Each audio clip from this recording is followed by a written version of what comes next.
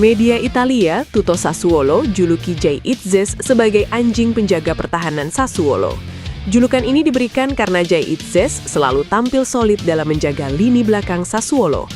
Kini, Sassuolo pun bisa menempati posisi 10 besar di klasemen sementara Liga Italia 2025-2026. Hal ini terjadi berkat sederet hasil manis yang diraih Sassuolo. Jay Itzes sejatinya baru didatangkan Sassuolo pada bursa transfer musim panas 2025. Dia direkrut dari Venezia yang harus terdegradasi dari Liga Italia pada akhir musim kemarin. Tetapi Jay Itzes langsung tampil ciamik. Tak perlu waktu adaptasi yang lama, kapten timnas Indonesia itu pun jadi andalan Sassuolo di lini belakang. Total, Jay Itzes sudah mentas di 15 laga musim ini bersama Sassuolo. Banyak penyelamatan penting yang sudah dilakukan bek 25 tahun tersebut sejauh ini, hingga Sassuolo bisa meraih kemenangan demi kemenangan. Jay Itzes pun dapat julukan khusus dari media Italia Tutto Sassuolo. Dia disebut sebagai anjing mastif Neapolitan yang berukuran raksasa. Julukan ini tak hanya diberikan kepada Jay Itzes, tetapi juga sang rekan setimnya, yakni Tarik Muharemovic. Kerjasama keduanya memang membuat pertahanan Sassuolo jadi selalu aman dan sulit dibobol lawan. Salah satu penampilan impresif itu terlihat kala Sassuolo hadapi Bologna pada pekan ke-17 Liga Italia 2025-2026. Main di Stadio Renato Dallara, Senin 29 Desember 2025 dini hari WIB, laga berakhir dengan skor 1-1. Kabar baik datang untuk timnas Indonesia dari Jairo Riedewald. Dokumen pemain keturunan itu sudah lengkap dan siap untuk menjalani proses naturalisasi. Sebelumnya, Ketua Umum PSSI Erick Thohir sudah menyampaikan bahwa pihaknya membidik Jairo Riedewald untuk bisa membela timnas Indonesia. Proses pengumpulan dokumen saat itu sedang dilakukan. Tidak membutuhkan waktu lama untuk mengumpulkan dokumen itu. Kini PSSI akan secepat mungkin mengejar proses naturalisasi itu supaya Jairo Riedewald bisa membela timnas Indonesia. Jairo Riedewald menjadi pemain kedua yang proses naturalisasinya sedang diproses oleh PSSI.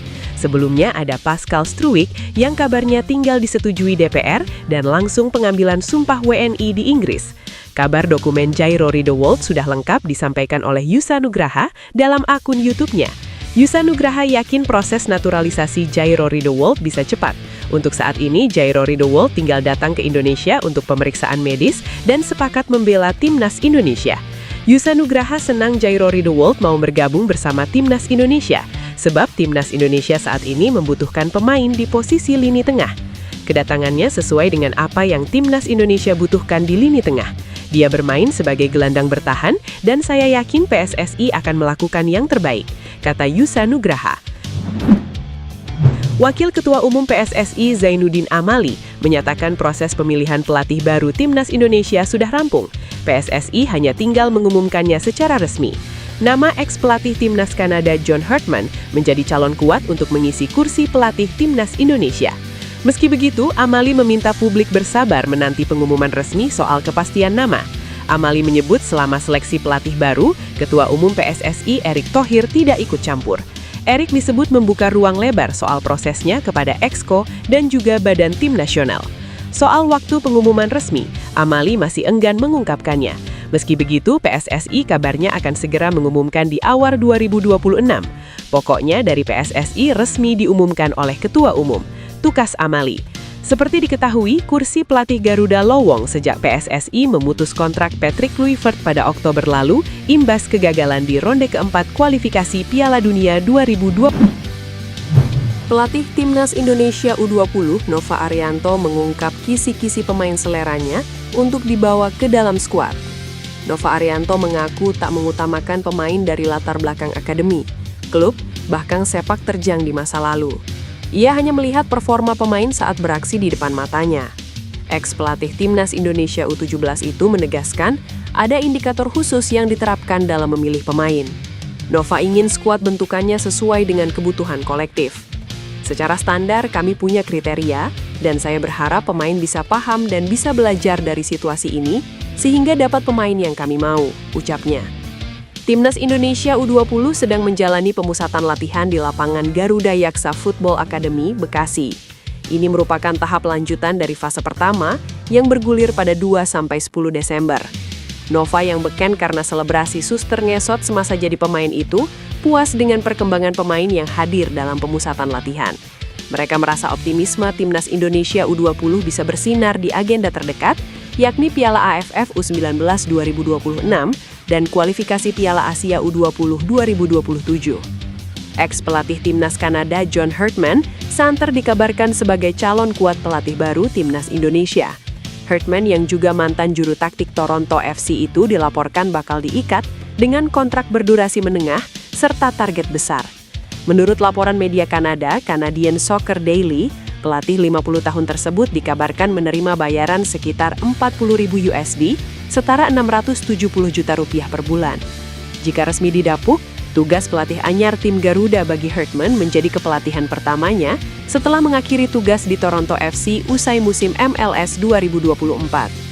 Tak hanya timnas senior, Herdman dikabarkan mendapat tugas menangani timnas U23. Penugasan ganda itu disebut untuk mempercepat jalur promosi pemain muda ke level senior. Media Kanada lainnya, Waking the Red, melaporkan Herdman akan dikontrak 2 tahun dengan opsi perpanjangan 2 tahun berikutnya. Skema itu memberi peluang kerjasama hingga 2030, sekaligus menjamin kesinambungan program kepelatihan. Herdman diproyeksikan bertahan hingga berakhirnya masa jabatan Ketua Umum PSSI Erick Thohir pada 2027. Durasi tersebut diharapkan memberikan stabilitas dalam pembangunan timnas. Agenda besar timnas Indonesia ialah menuju Piala Asia 2027. Pada edisi Piala Asia 2023, langkah timnas terhenti di babak 16 besar dan target barunya disebut bakal ditingkatkan di bawah kepemimpinan pelatih anyar. Timnas Indonesia juga masih akan berjuang memburu Piala Dunia 2030. Di tengah hiruk-pikuk pemberitaan soal John Herdman bakal melatih timnas Indonesia, Ole Romeni memberi pesan singkat dan jelas soal menjadi arsitek skuad Garuda. Romeni bergabung ke skuad Merah Putih pada awal tahun ini saat Patrick Kluivert sudah duduk di kursi pelatih dan mengemban tugas lolos ke Piala Dunia. Sayang impian timnas Indonesia, fans, dan Romeni pupus. Kekalahan Arab Saudi dan Irak pada fase keempat kualifikasi Piala Dunia 2026 jadi penyebab. Dalam wawancara dengan Algemeen Dagblad, Romeni mengeluarkan unek-unek soal usaha meraih tiket ke Piala Dunia di bawah asuhan Kluivert. Sangat menyenangkan bekerja dengannya. Kluivert adalah pelatih yang memahami saya. Dia pernah bermain di level atas dan memberi saya saran-saran yang mendetail, ujar pemain yang kini membela Oxford United. Kini, Kluivert tak lagi menangani timnas Indonesia. Belum ada pelatih yang menggantikan mantan bomber timnas Belanda tersebut. Sempat muncul sederet nama yang digadang-gadang bakal menjadi pemoles Romeni dan kawan-kawan, namun belakangan lampu sorot mengarah kepada pelatih asal Inggris, John Herdman.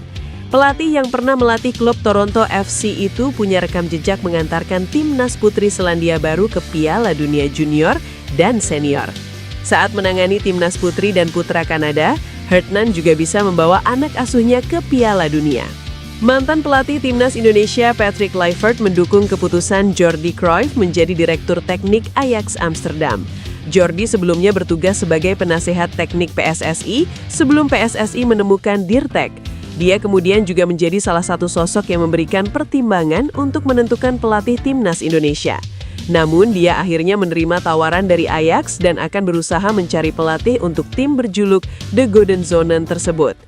Patrick Kluivert menjelaskan bahwa dia cukup mengenal Jordi Cruyff, tepatnya saat mereka sama-sama bertugas di timnas Indonesia.